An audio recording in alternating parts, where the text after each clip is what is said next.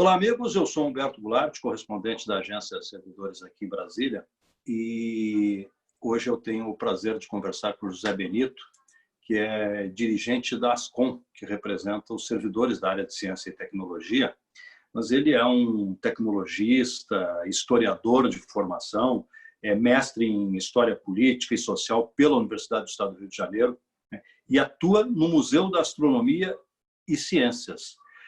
José Benito, muito obrigado por aceitar esse nosso convite para a gente falar um pouco a respeito da questão tecnológica no Brasil e da política tecnológica, já que nós estamos num momento de pandemia em que a ciência e a tecnologia são fundamentais e em alguns momentos nós percebemos que não temos investimento, que não temos incentivo. Como é que estão as coisas nessa área? Obrigado por conversar com a gente. Obrigado a você, obrigado pela oportunidade. Bom, como você disse, eu atuo num instituto de pesquisa, né, que é o Museu de Astronomia e Ciências Afins.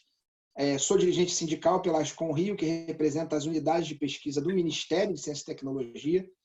E a gente atua também no que a gente chama de Fórum de Ciência e Tecnologia, que representa todas as entidades representativas dos servidores e das servidoras da área de ciência e tecnologia, que é uma carreira bastante plural, está em vários ministérios, o grosso no MCTI.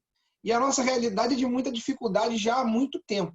Elas têm sido agravadas nos últimos anos, mas a área, por exemplo, ela nunca foi prioritária no sentido orçamentário. Se você pegar os últimos 10, 20 anos, 20 anos seria exagero, mas nos últimos 10 anos, percentualmente, a área de ciência e tecnologia, o Ministério da Ciência e Tecnologia, é claro que a área transcende o Ministério, há também as universidades, há outras áreas de pesquisa a nível estadual, mas a gente tem do orçamento da União em torno de 0,15%, 0,20% nos últimos 10 anos. Isso se junta, ou seja, é uma dificuldade gerencial que piorou da PEC, da Emenda Constitucional 95, né, cortou gastos. A gente tem dificuldade para manter as bolsas, a formação de novos quadros. A gente tem dificuldade para reposição de quadros, porque boa parte de nós, né, da área de ciência e tecnologia, já temos alguma idade, você vê.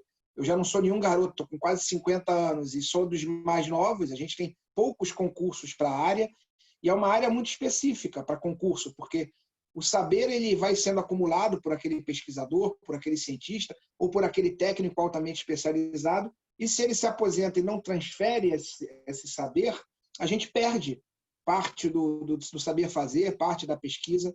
Então, apesar disso tudo, o Brasil tem uma estrutura boa de institutos de ciência e tecnologia em várias áreas, e essa pandemia tem mostrado isso, principalmente na área médica, né? Você tem aí a Fiocruz dando respostas, outra, exemplarmente ela, mas não só ela, as instituições, as universidades, mas a gente nunca foi considerado como estratégico, infelizmente. Só no discurso. Todo mundo elogia CIT, mas ninguém, de fato, a gente ainda não viu um apoio completo. Eu estava observando a sua camisa aí, SOS, Ciência e Tecnologia. Tem que pedir socorro mesmo? Tem. A gente precisa, é uma campanha que o Fórum tem feito, o Fórum de Ciência e Tecnologia, como eu falei, que congrega as carreiras de CIT há muito tempo, porque é isso, é por verba e por concurso. A gente tem um quadro, para você ter uma ideia, Humberto, que se a gente não tiver reposição de pessoal de ritmo urgente, boa parte do nosso corpo funcional, hoje já mais da metade do nosso corpo funcional pode se aposentar. Se você imaginar globalmente as instituições de pesquisa. E para mais 2, 3 anos, isso vai aumentar numa escala bastante acelerada. E a gente está falando de áreas estratégicas. A gente está falando de um Observatório Nacional, que faz pesquisas há mais de 150 anos. A gente está falando do Instituto Nacional de Pesquisas Espaciais. A gente está falando do Museu Emílio Gueldi, no Pará. A gente está falando do Instituto de Pesquisa da Amazônia, do Centro Brasileiro de Pesquisas Físicas, enfim. Claro que eu vou esquecer alguma, né? O MASH, mas todas elas com contribuição enorme para a ciência brasileira e que estão, nesse momento, afetadas, já há algum tempo, pela falta de verbas, pela falta de pessoal e gritando por socorro. SOS é isso.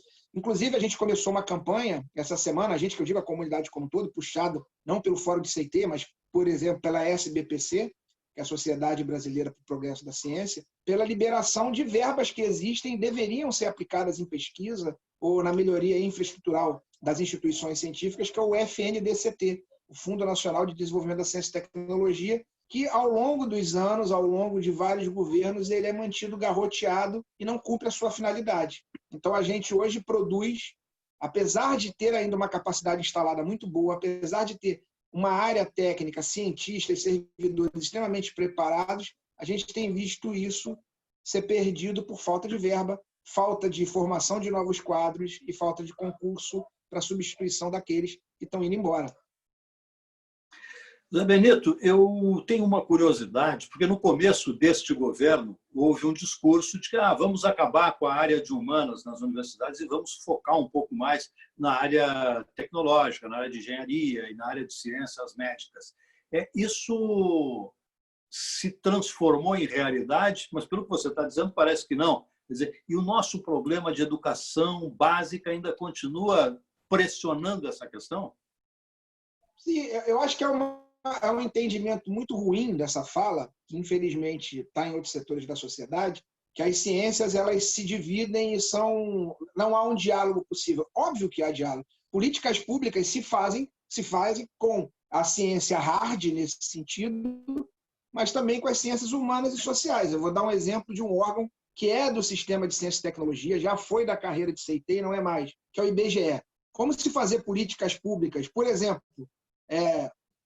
você discutir investimento em ciência, investimento em áreas tecnológicas focadas para uma determinada realidade, se você não tiver o IBGE analisando a estrutura de uma determinada região, te dando informações, mapeando o que é o povo brasileiro. Então, boa parte das instituições que fazem pesquisa hard fazem também pesquisas na área de humanas, e essas pesquisas de humanas complementam esse saber, dão foco à ciência, discutem questões éticas. A Fiocruz, que é esse exemplo, eu brinco, maior hoje em dia, né, que a gente aqui do Rio tem um carinho muito grande pela Fiocruz, acho que o Brasil inteiro tem, e eles também foram de ciência e tecnologia, são do sistema. A Fiocruz tem uma área de humanas, que guarda a história da ciência, que ensina para a gente onde a gente errou. É preciso ter as ciências humanas, por exemplo, para desfazer um discurso que se pretendia científico no começo do século XX, de um discurso eugenista, que dizia que tem gente que é inferior à outra. Então, você precisa ter essa discussão humana, inclusive das próprias ciências e das aplicações da ciência. Mas o que acontece com esse governo, para responder a tua pergunta objetivamente, é que ele tem sido extremamente democrático em tratar de maneira pouco atenciosa, e diria até de maneira... mais do que desatenção, de abandono mesmo das áreas das ciências. A gente percebe uma ação das áreas de poder, né, mais acima, das grandes escalas, que permitam entender o que é uma estrutura de ciência e tecnologia e qual a importância de mantê-la ativa. Essa própria fala de dizer vou investir em engenharia, vou investir... ela é muito limitadora das capacidades do país. Ela não entende que a gente tem uma capacidade muito maior. Vou dar um exemplo. Nós temos um instituto de matemática pura e aplicada, onde a gente tem quadros ali com uma capacidade incrível, gente premiada internacionalmente. Então, você não vai investir mais em ciência pura?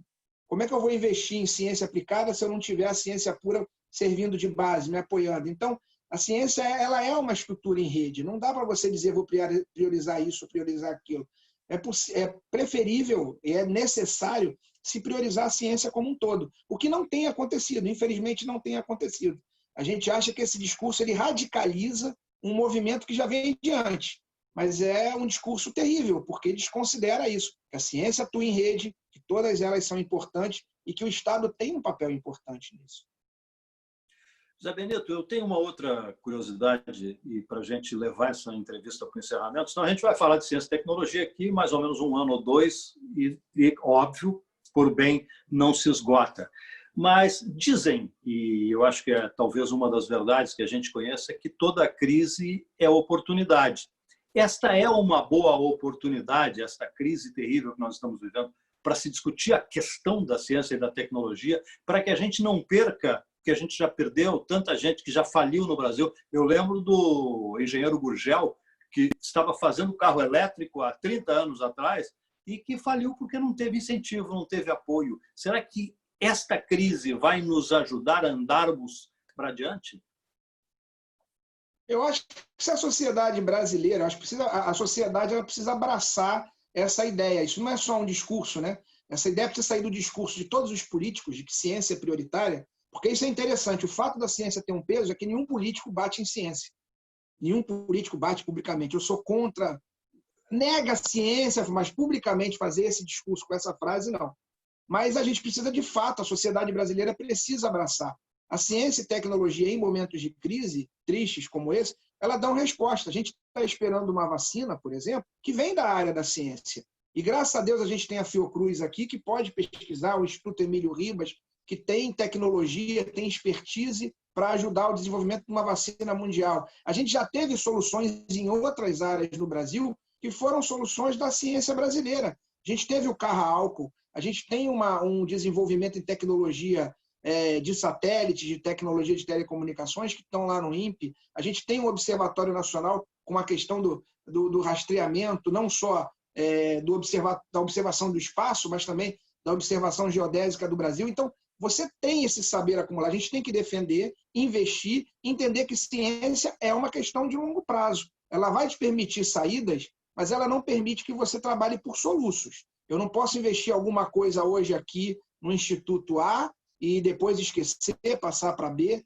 Ela vai requerer de todos nós, da sociedade como um todo, um compromisso, que é o investimento de longo prazo, que o investimento na ciência é investimento na sociedade brasileira. Então, uma crise como essa, eu acho que deixa claro.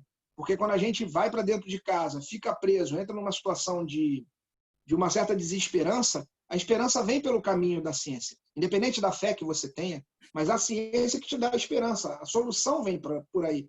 Então, é muito importante que, se isso servir para a sociedade brasileira entender a importância do investimento em ciência e tecnologia, e essa sociedade pressionar os governantes que têm um pouco mais de dificuldade de entender a importância da área, é fundamental. Seria que a gente aproveite essa tragédia que a gente está vivendo, porque é uma tragédia, apesar de muita gente fazer pouco caso, a gente aproveite essa tragédia como uma janela de oportunidade para entender que investimento de ciência e tecnologia é saída não só para a saúde, mas para um desenvolvimento sustentável, para um país mais soberano no futuro. José Benito, diretor da Ascom, representante dos servidores nessa área de ciência e tecnologia, muito obrigado pela sua gentileza e pela sua grandeza de vir conversar com a gente para a gente poder colocar esses assuntos em discussão. Obrigado e muito sucesso.